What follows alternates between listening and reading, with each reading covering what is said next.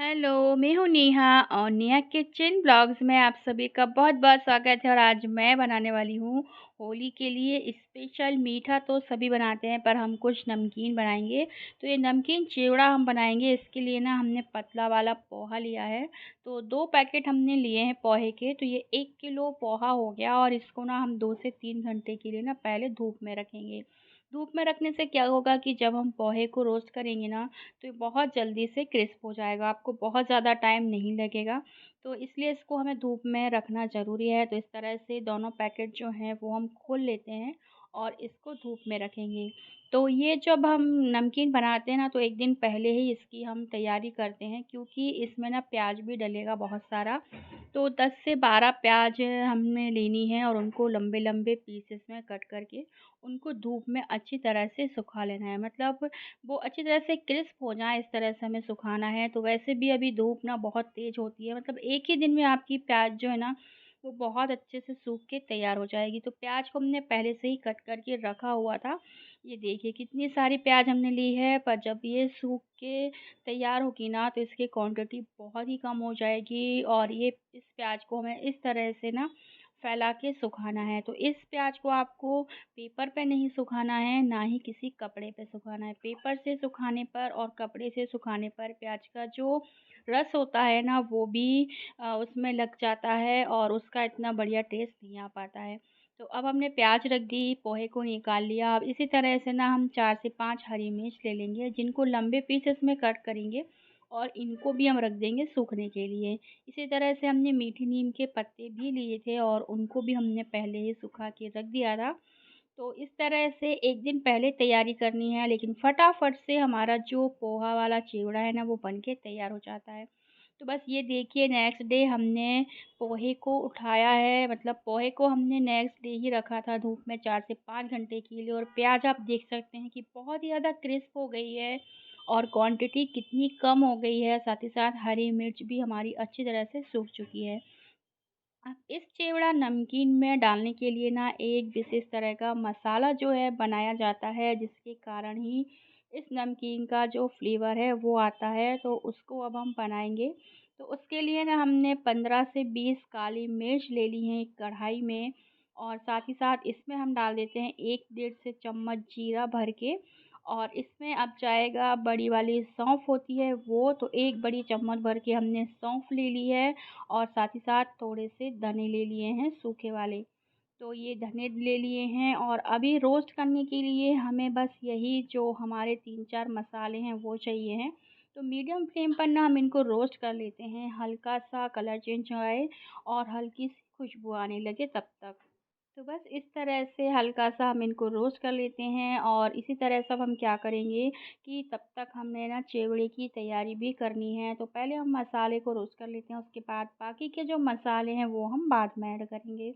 तो इस तरह से विशेष मसाले जो हैं वही हमारे चिवड़ा नमकीन को फ्लेवर देते हैं, इस बात का आपको ध्यान रखना है। तो ये सारे मसाले रोस्ट कर लेने हैं, उनको ठंडा करने के लिए हमने रख दिया है। और अभी आप देख सकते हैं कि गैस पर ना हमने एक बड़ी सी कढ़ाई रख दी है। मतलब इस कढ़ाई में एक ही बार में हमारा पोहा जो है ना वो रोस्ट हो जाएगा और हमारा नमकीन भी बन के बढ़िया से तैयार हो जाएगा। तो ये देखिए, अभी हमने इसमें ना 2 बड़े चम्मच भर के ऑयल डाल दिया है और यहाँ पर हमने मिक्सर ग्राइंडर ले लिया है, जिसमें हमने सारे रोस्ट किए हुए मसाले डाल दिए थे। और अब हमने इसमें डाल दी है 1 बड़ी चम्मच भर के शक्कर, मतलब 1 टेबल स्पून शक्कर जो होती है ना वो डाल दी है। साथ ही साथ इसमें खट्टेपन के लिए जाएगा साइट्रिक एसिड। तो इस तरह से 1 छोटी चम्मच भर के हमने साइट्रिक और अब हम इसमें डाल देंगे 1 चम्मच भर के काला नमक। तो काला नमक डालने के बाद अब हम क्या करेंगे कि सारे मसालों को ना बहुत अच्छे से पीसना है, एकदम फाइन। मसाला बहुत ही फ़ाइन पीसना चाहिए, वो मैं आपको बताऊँगी कि क्यों। तो यहाँ पर हमने ऑयल डाला है कढ़ाई में, ऑयल गरम हो गया है तो हमने इसमें मूँगफली डाल दी है। और मूँगफली को मीडियम फ्लेम पर ना हम अच्छी तरह से फ्राई कर लेते हैं। तो तब तक हमारी मूँगफली फ्राई होगी, तब तक हम मसाले को ना बढ़िया से फ़ाइन पीस के तैयार कर लेते हैं। तो बस इस तरह से अब मसाले को हमने पीस लिया है। ये देखिए एकदम फ़ाइन पीसा है, बहुत ही फ़ाइन है, मतलब एकदम पतला होना चाहिए मसाला। मैदे की तरह होना चाहिए, ये समझिए आप। और इसको ना हमने एक बाउल में निकाल लिया है और इसको अब हम ना एक साइड में रख देते हैं। यहाँ पे हमारी मूँगफली भी रोस्ट हो गई हैं, तो इनको हम निकाल लेंगे एक प्लेट में। और ये जो हमारा नमकीन है ना, चिवड़ा नमकीन, ये बहुत कम ऑयल में बनता है और खाने में बहुत ही टेस्टी लगता है। और ये बहुत ही हल्का-फुल्का नाश्ता है, जिसे आप कहीं पर भी जाएँ तो इसे लेके जा सकते हैं सफ़र में, पिकनिक में, और जब आपका मन हो तब आप इसे खा सकते हैं। अब इसी कढ़ाई में हमने प्याज को डाल दिया है। प्याज जैसे ही हम डालते हैं ना, 1 से 2 मिनट में ही प्याज का जो कलर है वो चेंज होने लगता है। और जैसे ही प्याज का कलर चेंज होगा, इसको भी हम निकाल लेंगे। इसको हमें जलाना नहीं है, बस हल्का-सा कलर चेंज करना है। तो जब आप ऑयल में प्याज को डालेंगे ना, तो ये इस तरह से सॉफ्ट हो जाएगी, लेकिन थोड़ी देर बाद जब हम इसको पोहे के साथ मिक्स करके थोड़ा-सा पकाएँगे ना, तो ये वापस से कड़क हो जाएगी।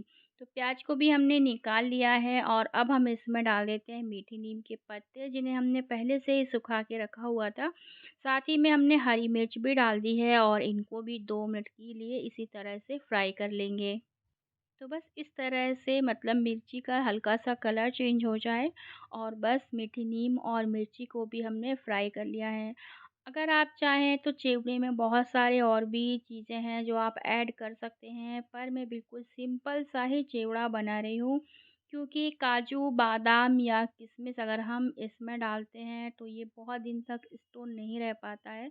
इसका हल्का-सा, मतलब टेस्ट जो है वो चेंज होने लगता है, इसलिए हम इसमें काजू, बादाम या किशमिश ऐसा कुछ भी नहीं डालेंगे। और अब इसी ऑयल में ना हम अच्छे से 2 बड़े चम्मच भर के ना हल्दी ऐड कर देंगे। 2 चम्मच भर के हमने डाला है और छोटी चम्मच से 3 चम्मच ऐड किया है।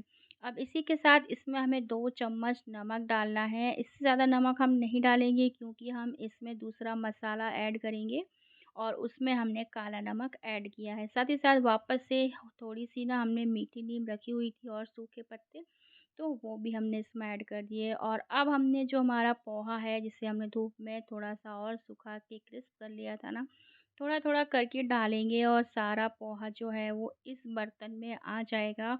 और धीरे-धीरे अब हमें ना इसको अच्छी तरह से मिक्स करना है। मिक्स करने के बाद ऐसा नहीं है कि 4 से 5 मिनट में ही आपका नमकीन बन जाएगा, पोहा भुन जाएगा और आप गैस का फ्लेम ऑफ कर देंगे। क्योंकि ऐसा करने से चिवड़ा जो है ना वो अच्छा नहीं बनेगा। अगर आपको एकदम परफेक्ट और बहुत ही अच्छा चिवड़ा नमकीन बनाना है, तो मीडियम फ्लेम पर आपको पोहे को ना कम से कम 10 से 15 मिनट तक पकाना है, जब तक कि पोहे को जब आप हाथ से तोड़ के देखें ना, तो एक क्रिस्प ना हो, मतलब ये एकदम से टूटने ना लगे। क्योंकि अभी पोहा देखने में आपको लग रहा होगा कि बस अब कुछ नहीं है, पोहा बन गया, पर ऐसा नहीं है।